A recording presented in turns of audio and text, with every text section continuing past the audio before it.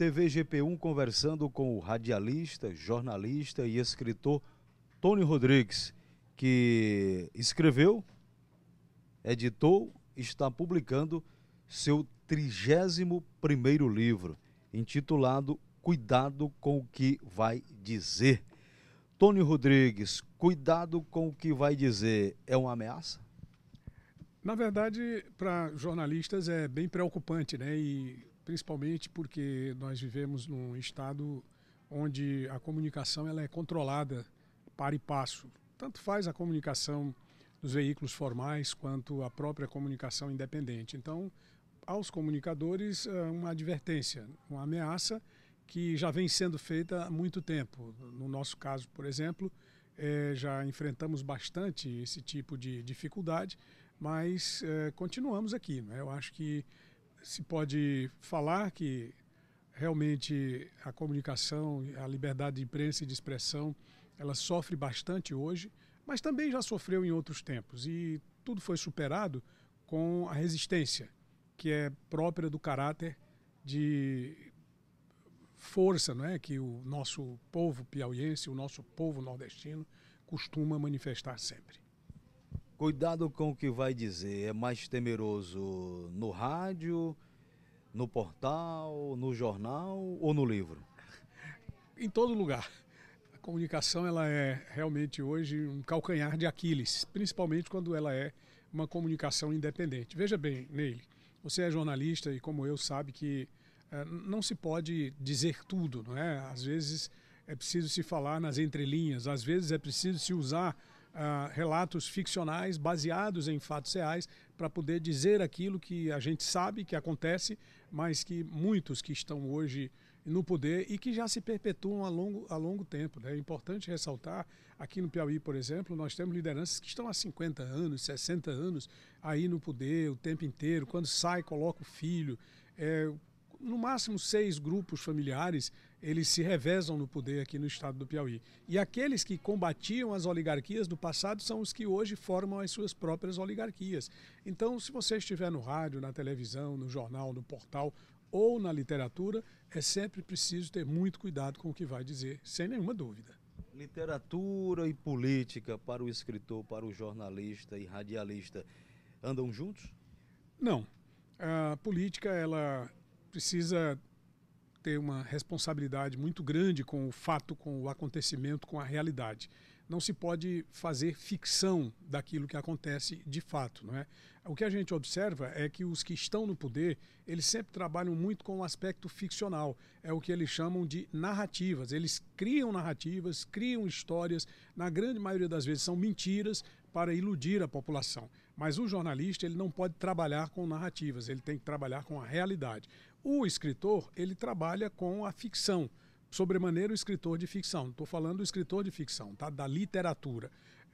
Não estou falando aqui dos livros didáticos, dos livros de história, que nós também já tivemos a oportunidade de publicar alguns livros historiográficos. Mas na ficção a gente trabalha com o fato criado, né? Com a criatividade. Muitas vezes você pega um acontecimento real e aí em cima desse fato real você vai desdobrar diversos outros acontecimentos e uma parte considerável deles estão dentro da área da ficção, portanto da invenção literária. Então o jornalismo e a literatura eles só têm a ver porque são escritos. Mas uma coisa não anda no mesmo sentido, embora possam dialogar, né? Quando dialogam? Quando você pega um fato real e transforma em ficcional, ou quando faz uma ficção baseada em fatos que aconteceram de verdade. Quem lê Cuidado com o que vai dizer vai encontrar em um dos contos uma realidade piauiense, pode se deparar com ela? Totalmente. Esse livro é totalmente ambientado no estado do Piauí. Todas as minhas histórias, dos livros que eu já escrevi, eles são feitos para o piauiense, no Piauí, e as cidades do Piauí, a história do Piauí passa, né, nesse diálogo que eu falei da ficção com a realidade. Então todos os contos que você encontrar aqui no livro, Cuidado com o que vai dizer, eles são ambientados no Piauí, em Teresina, em Altos, em Campo Maior, em Piripiri, em Picos, Floriano, São Raimundo Nonato, as cidades que a gente conhece, por onde nós já passamos e, logicamente, onde nós podemos fazer relatos, né? Por exemplo, descrever uma rua, descrever uma praça, descrever um determinado comportamento sociocultural, de modo que o Piauí, para mim, é uma fonte muito forte, muito grande de inspiração literária. Portanto, o Piauí está nesse livro em todas as suas páginas. Tony Rodrigues, 31 livros. Há quanto tempo você está escrevendo para chegar já a este número de 31 livros? Eu escrevo desde a mais tenra idade dele. Desde, acho que 6 anos de idade, eu escrevia para mim mesmo, né? Agora, eu comecei a publicar com 16 anos. Eu escrevi um livreto chamado Artifício Corrompido, que era um livrinho de poemas. Isso nos anos 80. Também nos anos 80 eu publiquei um livro de poemas chamado Romance, que era extremamente emotivo, afetivo, amoroso, não é? Onde eu também transbordo muito do meu sentimento no tocante à questão da proteção da natureza, da família, minha mãe, não é? Minha tia, que são pessoas que eu tenho assim, um apreço enorme, já partiram, mas que permanecem constantemente ao meu lado. E esse segundo livro. E o terceiro livro já falei sobre história, que foi em Altos, eu já trabalhando na Rádio São José dos Altos, em 1992, eu lancei o livro Altos, Passado e Presente. Depois nós tivemos vários outros livros, e desses 31 livros, um dos que eu considero muito importantes, aquele que relata sobre os crimes contra prefeitos, né? Foram nos anos 1980 aos anos 1990, num espaço de 10 anos, nós tivemos aqui no estado do Piauí 9 prefeitos e ex-prefeitos assassinados. Eu fiz um livro chamado Matadores de Prefeitos, que publiquei em 1999. Nos anos 2000, aí parece que 2002, se o espírito não me engana, 2003, eu também publiquei um outro livro chamado Histórias e Crimes, que esse livro era o nome de uma coluna que o jornalista Donizete Adalto tinha no jornal Comando. E esse livro trata exatamente sobre o assassinato do jornalista Donizete Adalto, em 2003. Né? E, mais recentemente, nós tivemos o livro Que País é Esse?, onde eu relato os 30 anos da campanha das Diretas Já, de 1984 até 2014, quando o livro foi escrito, ele foi lançado em 2015. Nós tivemos também Sobre Mercenários e Libertadores, que é uma obra tratando da Batalha do Genipapo, né? Todos os bastidores da grande luta e quem de fato ganhou com aquilo, né? Quanto custou aquela batalha, quando o Piauí realmente se tornou independente ou não terá se tornado de fato independente, quem foram os principais personagens de fato e de direito que atuaram nesse momento histórico, não é, do Piauí, que foi a suposta conquista da sua independência histórica. E mais recentemente, nós publicamos também um livro que eu considero muito impactante, que é um romance chamado Coração Selvagem, a história de um jovem empresário que, na sua adolescência, ele sofre um atentado, a bala, e ele fica paralítico. E muitos anos depois, aquilo que ele pensava que já tinha se exaurido da sua existência, volta para atormentá-lo na forma de uma série de crimes que ele precisará enfrentar, mesmo como cadeirante, né? Mesmo na condição de uma pessoa com deficiência, para realmente elucidar e chegar à verdade dos fatos. Esse livro, 2023, foi publicado, mas ele fala sobre os anos 80 porque é ambientado nos anos 80. E, finalmente, esse livro agora que nós estamos trazendo a lume, o lançamento vai ser no mês de julho, e vou combinar a data com o Leonardo, mas é um livro onde você tem muitas histórias interessantes. Eu vou destacar uma delas aqui, onde nós falamos sobre a questão do crucificado, né? Uma história de um determinado indivíduo que, no momento da história política aqui do nosso estado, ele simulou uma crucificação para sensibilizar pessoas politicamente. E é um fato que aconteceu, mas que nesse livro é trazido para a ficção. Nós temos também aqui a história do Velho do Saco. Né? O Velho do Saco era uma alegoria que se contava nos anos 60 e 70 para as crianças não saírem para a rua à noite. E aqui nós trazemos no enfrentamento de um policial e um perito científico da polícia, onde os dois estão trabalhando exatamente contra o sequestro e a morte de crianças, sobretudo crianças pobres. E o empréstimo, não é? Onde a questão, se fala muito hoje, nós vivenciamos uma história relacionada com empréstimos sem conta no estado do Piauí, e nesse conto nós buscamos entender para que servem, qual a finalidade, se de fato existem e o que é que está acontecendo com tanto dinheiro que se busca para um dos estados mais pobres da federação, que pode ou não ser o estado do Piauí, mas que é tratado de uma maneira muito decente, com muita responsabilidade nos contos aqui para que as pessoas possam ter uma ideia bem lúcida e bem clara daquilo que se vive. Ou seja, nós buscamos assim um realismo dentro da ficção. A sua atividade como escritor está em livros. Agora a sua atividade como radialista, como jornalista, está onde agora? Bom, eu tenho feito muitos trabalhos jornalísticos para a internet. É uma situação que surgiu naturalmente depois de passar mais de 25 anos na imprensa, em rádio, jornal, televisão, portal. E aí eu resolvi colocar um canal no YouTube e também criar um perfil no Instagram e usar as redes sociais para disseminar os comentários sobre a política local, inclusive bastante assertivos para desconstruir narrativas, mas principalmente para defender a liberdade de imprensa e de expressão, porque o grande objetivo do nosso trabalho é exatamente esse, é fazer com que as pessoas tenham a ideia clara de que é possível se fazer imprensa, é possível desafiar o coro dos contentes e a impostura dos mandantes com responsabilidade, com apreço aos fatos e principalmente com respeito às pessoas que nos assistem. E logicamente que a minha vida tem se resumido nesse trabalho, que é bastante intenso e que tem tido uma resposta bem positiva sobremaneira no YouTube. Voltando à literatura, voltando ao cuidado com o que vai dizer. O livro está editado, está publicado, mas não foi lançado ainda. O livro seria apresentado no Salip, nós não tivemos... Aliás, foi apresentado porque ele foi colocado em exposição na estande da Entre Livros e da Nova Aliança.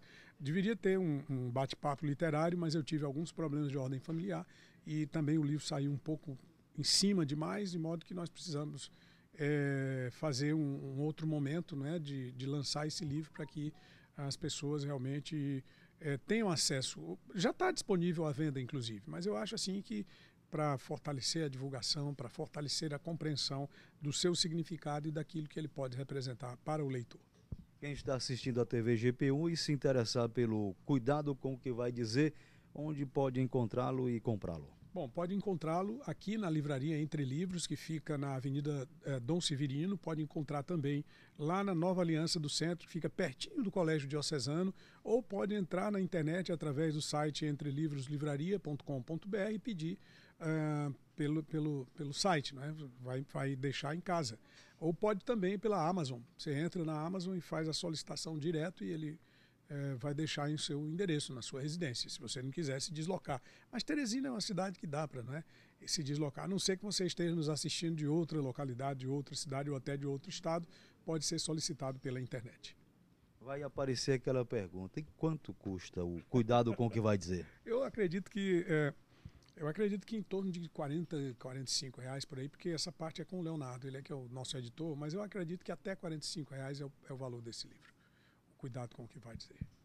Tony, a última pergunta para finalizarmos. Já tem outro sendo preparado, outro livro, ou este é o último? Não, tem outro livro. Estou preparando um outro livro, ainda não tem título. É a história de um policial civil que, vivendo em Parnaíba, ele se apaixona pela mulher de um comandante, pela filha de um comandante militar, e com ela passa a manter um relacionamento amoroso.